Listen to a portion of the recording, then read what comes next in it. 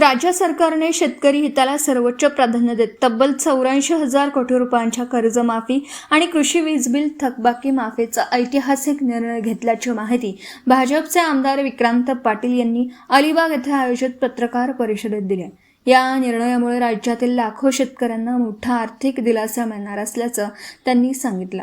आमदार पाटील यांनी सांगितले की पुण्यश्लोक अहिल्यादेवी होळकर शेतकरी कर्जमुक्ती योजना अंतर्गत 36,585 कोटी रुपयांची कर्जमाफी तर 48,000 कोटी रुपयांची कृषी वीज बिल थकबाकी माफी करण्यात येणार आहे. या दोनही निर्णयांमुळे एकूण सुमारे 84,000 कोटी रुपयांचा लाभ शेतकरी वर्गाला मिळणार आहे. राज्यातील सुमारे 56 लाख शेतकरी या योजनेचा लाभ घेतील. यासाठी सरकारने आवश्यक आर्थिक तरतूद केली असून पूर्वीच्या कर्जमाफी योजनांमधील अनेक अटी व निर्बंध शिथिल करण्यात आल्याने अधिकाधिक पात्र शेतकऱ्यांना या योजनेचा फायदा होणार असल्याचं त्यांनी स्पष्ट केलं. 2 लाख रुपयांपेक्षा अधिक कर्ज थकीत असलेल्या शेतकऱ्यांनाही 2 लाख रुपयांपर्यंत कर्जमाफी देण्यात येणार आहे. तसेच नियमित कर्जफेड करणाऱ्या शेतकऱ्यांनाही न्याय मिळावा यासाठी नियम अधिक सुलभ करण्यात आल्याचं त्यांनी सांगितलं. शेतकऱ्यांवरील वाढत्या कृषी वीज बिलाच्या थकबाकीचा प्रश्न कायमस्वरूपी सोडवण्यासाठी सरकारने 48,000 कोटी रुपयांची वीज बिल थकबाकी माफ करण्याचा निर्णय घेतला. त्यामुळे शेतकऱ्यांवरील आर्थिक ताण मोठ्या प्रमाणात कमी होईल आणि शेती उत्पादनासह ग्रामीण अर्थव्यवस्थेलाही चालना मिळेल असा विश्वास आमदार विक्रांत पाटील यांनी व्यक्त केला. या पत्रकार परिषदेस भाजप जिल्हाध्यक्ष तथा माजी खासदार धैर्यशील पाटील, सतीश धारप, सभापती वैकुंठ पाटील, ॲडव्होकेट महेश मोहिते आदींसह पदाधिकारी उपस्थित होते. तर ऐतिहासिक निर्णय की ज्या माध्यमातून शेतकरी बांधव ज्याला आपण बळीराजा म्हणतो त्याच्या डोळ्यातले अश्रू पुसण्यासाठीचा एक प्रयत्न राज्याचे विजनरी मुख्यमंत्री देवाभाऊ आदरणीय देवेंद्र फडणवीस यांच्या नेतृत्वातल्या सरकारने त्या ठिकाणी घेतलेला आहे. आणि त्या माध्यमातून तोंडाला पानं पुसण्याचं काम नाही तर ठोस निर्णय घेण्याचं काम आणि त्या माध्यमातून शेतकऱ्यांना दिलासा देण्याचं काम हे महायुती सरकारने त्या ठिकाणी हा निर्णय घेतलेला आहे.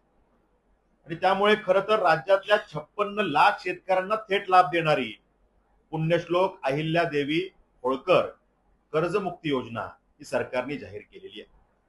आणि त्या माध्यमातून थोडकी नाही तर 36,585 कोटीची ऐतिहासिक कर्जमाफी ही या सरकारने दिलेली आहे. म्हणजे ह्या योजनेचं वैशिष्ट्य काय आहे तर यापूर्वी शेतकरी कर्जमाफी विषयावरती अनेक वेळा चर्चा झाली. विरोधकांनी मोठा आव आणून चर्चा करण्याचा वारंवार प्रयत्न केला. जेव्हा विरोधकांना संधी मिळाली, त्यांचं सरकार होतं, तेव्हा खरं तर आम्ही सत्तेत आलो तर 7/12 कोरा करू च्या वल्गना वारंवार महाराष्ट्राच्या कानाकोपऱ्यात करणारं सरकार या महाराष्ट्राने पूर्वी बघितलं. आणि सत्तेत आल्यावर मात्र जी महात्मा ज्योतिराव फुले कर्जमाफी योजना दिली गेली त्या माध्यमातून अनेक अटी शर्ती टाकण्यात आल्या. म्हणजे 7/12 कोरा करण्याचा आव ज्यांनी आणला होता त्यांनी काय केलं तर 2 लाखापर्यंत आम्ही कर्जमाफी देऊ, 2 लाखाच्या वरती 1 रुपया जरी तुमचं कर्ज असेल तर तुम्ही योजनेत बसणार नाही आणि तुम्ही लाभार्थी होऊ शकणार नाही. अशा प्रकारची बोळवण नाही तर खऱ्या अर्थानं पाप करण्याचं काम हे तेव्हाच्या उभाटा नेतृत्वातल्या सरकारने, महाविकास आघाडी सरकारने केलं.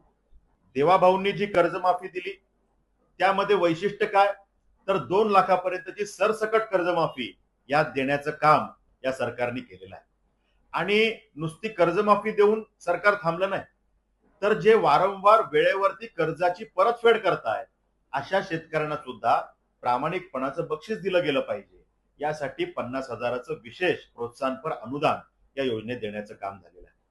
आणि मग त्यामध्ये काही टीका टिप्पण्या करण्याचा प्रयत्न झाला की यामध्ये फक्त 26-27 ला जर का वेळेवर कर्जफेड केली नाही, या वर्षी जर का वेळेवर कर्जफेड केली नाही तर त्याला ते प्रोत्साहनपर अनुदान मिळणार नाही, अशा प्रकारचा एक नेरेटिव्ह सेट करण्याचा प्रयत्न झाला. पण सरकारने आदरणीय देवाभाऊंनी अधिवेशनामध्ये अंतिम आठवड्याच्या उत्तरामध्ये स्पष्टता दिली की मागच्या 3 वर्षापैकी कोणत्याही 2 वर्षामध्ये जर का वेळेवर कर्जफेड आमच्या शेतकऱ्यांनी केली असेल तर तो 50,000च्या त्या अनुदानासाठी त्या ठिकाणी एलिजिबल ठरेल. आणि त्यामुळे तोही विषय स्पष्ट त्या ठिकाणी करण्यात आलेला आहे. आणि त्यामुळे त्या माध्यमातून सुद्धा शेतकऱ्यांना फायदा होणार आहे. आणि त्यामुळे 56 लाख शेतकरी याचे लाभार्थी होणार आहेत. आणि मग यातली जी काही तांत्रिक प्रक्रिया आहे ती तात्काळ पूर्ण करून मला सांगायला आनंद होतो की आजपर्यंत 17 लाख शेतकऱ्यांना डीबीटीच्या माध्यमातून थेट लाभ आतापर्यंतच्या योजनेचा दिला सुद्धा गेला. शेतकऱ्यांच्या अकाउंटमध्ये ते पैसे जमा सुद्धा झाले. आणि मग जर का अशा पद्धतीने हे सरकार काम करणार आहे तर मग त्या ठिकाणी विरोधकांच्या माध्यमातून फक्त प्रश्न विचारले गेले, काही अटी शर्ती त्या ठिकाणी लावल्या गेल्या, त्याचा उल्लेख केला गेला, पण सरकारने सांगितलं, ठोकून सांगितलं की कुठल्याही अटी शर्ती विना आम्ही त्या ठिकाणी हा मोबदला देतोय, हा त्या ठिकाणी आम्ही त्यांना कर्जमाफी देतोय आणि शेतकऱ्यांना सक्षम करणं खरं तर हे आमचं ध्येय आहे. आणि त्यामुळे महाविकास आघाडी सरकारच्या काळामध्ये जे 5 लाख शेतकरी हे तांत्रिक अडचणीमुळे किंवा प्रशासनाच्या उदासीन मानसिकतेमुळे या लाभापासून वंचित राहिले होते, त्यांना सुद्धा या योजनेमध्ये आता समाविष्ट केलं गेलंय आणि 14,000 कोटीची विशेष तरतूद ही त्यासाठी आता केली गेलेली आहे. त्यामुळे शेतकऱ्यांसाठी सातत्याने दूरदृष्टी असणारे निर्णय या सरकारने केलेले आहेत. आणि त्यामुळे शेतकऱ्यांचे कैवारी असल्याचा आव बऱ्याच जणांनी आणला, पण त्यांच्यासाठी ते काहीच करू शकले नाही. शेतकऱ्याच्या बांधावर जाऊन काहीतरी करण्याचा त्या ठिकाणी प्रयत्न अनेकांनी केला, पण तो यशस्वी होऊ शकला नाही. आणि त्यामुळे देवाभाऊंनी दिलेली ही कर्जमाफी ही खऱ्या अर्थानं ऐतिहासिक कर्जमाफी आहे. आणि बोले तैसा चाले हे काय असू शकतं, हे मानणारा मुख्यमंत्री काय असू शकतो, याचं उदाहरण हे आपल्या समोर आदर्श म्हणून सेट करण्याचं काम ज्या मुख्यमंत्र्यांनी केलंय असं नाव म्हणजे आदरणीय देवेंद्र फडणवीस साहेब आहे. आणि त्यामुळे एका बाजूला ही कर्जमाफी तर दिली जातेच आहे, पण दुसऱ्या बाजूला शेतकऱ्यांना सक्षम करण्यासाठी काय पाहिजे, तर शेतकरी हा म्हणतो आम्हाला कर्जमाफी आम्ही आता अडकलोय म्हणून द्या, पण आम्हाला सक्षम करण्यासाठी सरकारने काही प्रयत्न केले पाहिजे. आणि म्हणून शेतकरी म्हणतो की आम्हाला जर का आमच्या शेतामध्ये दिवसा आपण वीज दिली आणि जर का आम्हाला आमचा शेतमाल आमच्या शेतापासून रस्त्यावरती नेण्यासाठी आणि मूळ रस्त्यापासून जे काही आमचं बी बियाणं आहे, आमची खतं आहेत, ती आमच्या शेतापर्यंत आणण्यासाठी आमचे जे काही पांढन रस्ते आहेत ते जर का आम्हाला अतिक्रमण मुक्त करून दिले, त्याचं मजबूतीकरण करून दिलं, या 2 गोष्टी आम्हाला दिल्या तर आम्ही सक्षम होऊ, आम्हाला बाकी काही मिळवण्याची चिंता त्या ठिकाणी अनुदानाची राहणार नाही. आणि त्यामुळे सरकारने निर्णय केला की शेतकऱ्यांना दिवसा वीज दिली जाईल आणि त्यासाठी सरकारने पूर्वीची असलेली वीज बिलाची जी काही थकीत रक्कम होती, आणि ती थोडी नाही, तर 48,000 करोडची ही थकीत रक्कम शेतकऱ्यांना त्याची माफी दिलेली आहे. 7.5 हॉर्स पॉवर पर्यंतची जी काही वीज शेतकरी वापरेल ती त्याला मोफत देण्याची तरतूद केलेली आहे.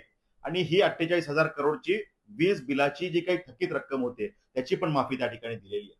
आणि त्याला जोड म्हणून आता सौर कृषी वाहिनी योजना असेल किंवा सौर पंप योजना असेल, या माध्यमातून शेतकऱ्यांना दिवसा आता हक्काची वीज मिळेल याची तरतूद त्या ठिकाणी होते. शेतकऱ्यांना यापूर्वी काय होत होतं, तर रात्री वीज मिळायची, दिवसा त्यांना वीज मिळत नव्हती. म्हणजे इतर ठिकाणी उद्योगधंद्यांना तुम्ही दिवसा वीज देता आणि शेतकरी ज्याच्या आधारावरती हा देश जगतोय, देश पुढे चाललाय, त्याच्यासाठी मात्र आपण तरतूद करत नाही.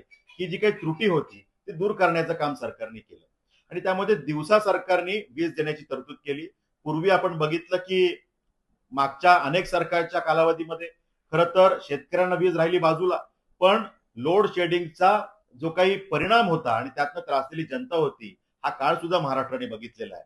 आणि आता शेतकऱ्यांना जेव्हा वीज देण्याची वेळ आली तेव्हा त्यांना जर का आपण फक्त रात्री वीज देणार असू तर त्यामध्ये त्यांना अनेक समस्यांना तोंड द्यावं लागत होतं, त्यामध्ये अनेक अपघात होत होते, त्या ठिकाणी अपघातांचं प्रमाण वाढलं होतं आणि मग शेतकऱ्यांना त्या रात्रीच्या विजेचा काहीच उपयोग होत नव्हता.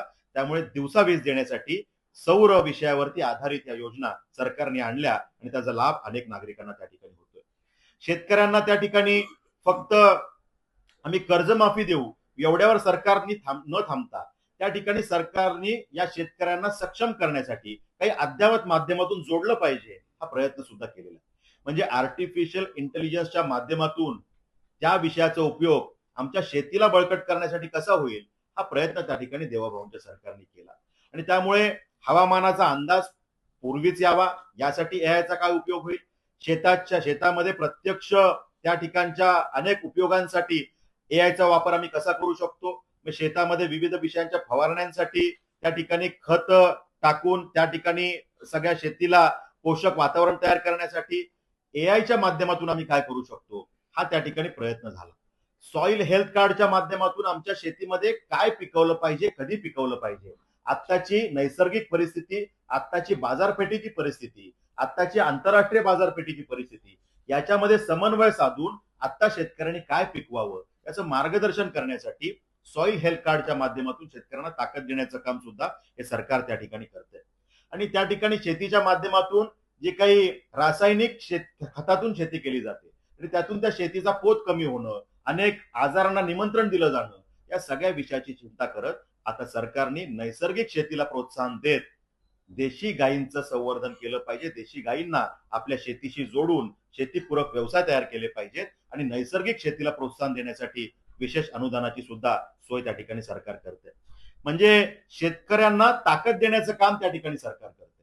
पांदन रस्त्यांचा मी उल्लेख केला की ज्या माध्यमातून पूर्वीचे रस्ते म्हणजे माझं शेत जर मागे आहे, याला कोणत्याही योजनेची माहिती देताना संबंधित अधिकारी कर्मचाऱ्यांनी अध्यक्षांची परवानगी घ्यावी, हे कितपत योग्य वाटतं आपल्याला? काय फतवा काढलाय मला माहित नाही, पण योजनेची माहिती ही जगजाहीर असते. कुठली योजना असते ही पब्लिकसाठी असते, त्यामुळे ती कुठलाही GR करून पब्लिश केली जाते. त्यामुळे त्यात खरं तर असं काही असण्याची गरज नाही. ती झेडपीच्या माध्यमातून दिली जाणारी योजना असेल किंवा सरकारच्या माध्यमातून झेडपीकडे येणारी योजना असेल, ही सर्व जनसामान्यांसाठीची योजना असते. त्यामुळे त्याच्यात थेट लाभ लोकांना मिळतात. त्यामुळे खरं तर ते ओपन प्लॅटफॉर्म आहे. नक्की कोण काय म्हटलं याची मला माहिती नाही, पण जे काही मला लॉजिकल वाटतं त्यामध्ये हे वास्तव आहे की जनहितासाठीच्या योजना आहेत, त्यामुळे त्या विषयाचे थेट संवाद होऊ शकतात. 3 पक्ष एकत्र येऊन त्या ठिकाणी सत्तेमध्ये सांगितलं. त्याच्यामध्ये प्रत्येकजण प्रत्येक सभापती वेगवेगळ्या पक्षाचा जरी असला तरी त्यांना त्या योजना किंवा इतर माहिती किंवा काही आक्षेपार्ह किंवा प्रशासनातले काही घोळ किंवा घोटाळे हे मांडण्याचं असं याच्यावर बंदी येते काही अशा विधानांना त्यांच्या किंवा नाही, नाही, असं कधीच होत नसतं बंदी. 3 पक्षांचं सरकार जरी असलं तरी पारिवारिक स्वरूपात एक परिवार म्हणून त्या ठिकाणी ताकदीनं काम करणारं हे आमचं झेडपीतलं सरकार आहे, आमची बॉडी आहे. त्यामुळे जनसामान्यांसाठी जे काही चांगलं करायचं ते प्रत्येकाचे सजेशन्स त्यात घेऊन त्या सजेशन्सच्या माध्यमातून योजना तयार करून हे त्या ठिकाणी आमची सगळी मंडळी पुढे चालली. माहिती लादण्याचा प्रयत्न आहे ना, तसं एवढ्याला माहिती द्यायची नाही अधिकारी कर्मचाऱ्यांना. पत्र काढलेलं आहे, सर्व विकास अधिकाऱ्यांना पत्र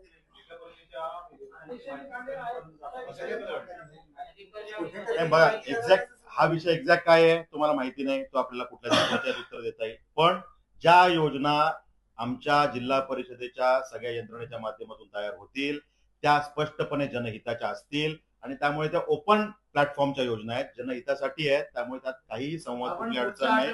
अध्यक्षांच्या उपस्थितीत पत्रकार परिषद घेऊ, म्हणजे स्वतंत्र पत्रकार परिषद सगळ्यांना. तर अनेक ज्या नवनवीन योजना येतात, आता शेतकरी हिताची तुम्ही भूमिका मांडलेली आहे ती स्वागतार्ह आहे.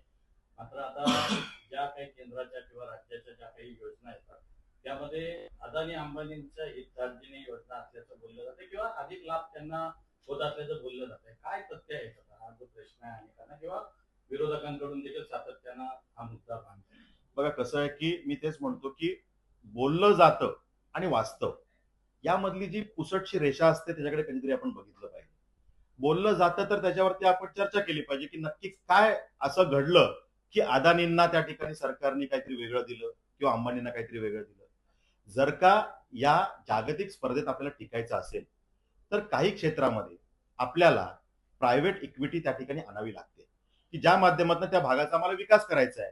त्यामध्ये एखादा प्रायव्हेट प्लेअर आला, एखादी खाजगी कंपनी आली तर ते ज्या पद्धतीनं त्या विषयाचा विकास करतात सरकारी यंत्रणेतनं कदाचित तो विकास त्यावेळेला होत नाही. आणि त्यामुळे जर का तिथे जर का कोणाला आणायचं असेल तर कोणाला आणायचं, ते ओपन टेंडर असतात, ते ग्लोबल टेंडर असतात आणि त्या टेंडरमध्ये जर का इतर फॉरेन कंपनीज बरोबर आमच्या देशातल्या कंपन्या पार्टिसिपेट करणार असतील आणि ते जर का यशस्वी होणार असतील तर त्यांना ती संधी मिळणार असेल तर त्यात चुकीचं काय आहे. आणि त्या माध्यमातून जर का रोजगाराच्या संधी उपलब्ध होत आहेत, म्हणजे एखादं जर का प्रोजेक्ट आहे जर का तो वर्षानुवर्ष प्रलंबित होता, सरकारच्या काही धोरणांमुळे प्रलंबित होता, सरकारकडे यंत्रणांचा असलेला अभाव यामुळे प्रलंबित होता आणि आज जर का तो प्रोजेक्ट एखादा प्रायव्हेट व्यक्ती प्रायव्हेट प्लेअर आणल्याने जर का सक्सेस झाला तर त्यातून ज्या काही रोजगाराच्या संधी उपलब्ध होतील, त्यातून त्या भागाचा जो काही डेमोग्राफिक विकास होईल, फायनान्शियल विकास होईल, त्याचा लाभ कोणाला होतो? त्या भागातल्या नागरिकांना होतो. त्यामुळे आपण विचार करताना माझ्या भागासाठी इन्व्हेस्टमेंट किती आली याचा विचार केला पाहिजे. आता तिसऱ्या मुंबई सारखा प्रकल्प जेव्हा येतो 1,00,000 करोडची इन्व्हेस्टमेंट ही दावोसच्या समिटमध्ये आदरणीय देवाभाऊंनी आपल्यासाठी आणली. राज्यासाठी 30,00,000 करोडची इन्व्हेस्टमेंट, त्यातली 1,00,000 करोडची थेट इन्व्हेस्टमेंट त्या ठिकाणी पेण पनवेलच्या पूरक सगळ्या आजूबाजूच्या भागासाठी, अलिबागच्या भागासाठी.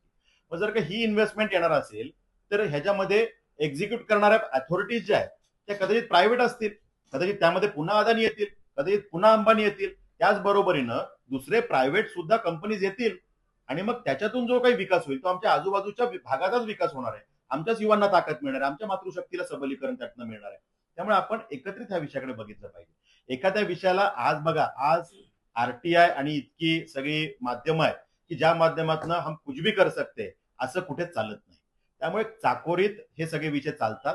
एखाद्या विषयामध्ये उगाच एखादी कुठली कंपनी आली मग आपण त्याला कुठेतरी त्याच्यावरती ताशेरे ओढायचे, त्यापेक्षा त्यातनं नुकसान काही झालं असलं तर स्पेसिफिक बोललं पाहिजे. नुकसान झालं असलं तर ते सुधारण्यासाठी काम करता येईल. त्यातून जर का फायदा होणार असेल, आमच्या भागाचा विकास होणार असेल, त्याचं स्वागत केलं पाहिजे. एकचा उद्देश कारण आजची पत्रकार परिषद घेण्यासाठी आणि 31 तारखेला बावनकुळे साहेबांचा दौरा आहे.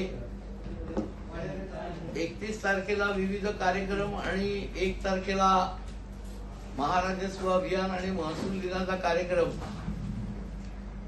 त्याची माहिती अशा 2 कामांसाठी महाराष्ट्राच्या महाराजस्व अभियानाचे प्रमुख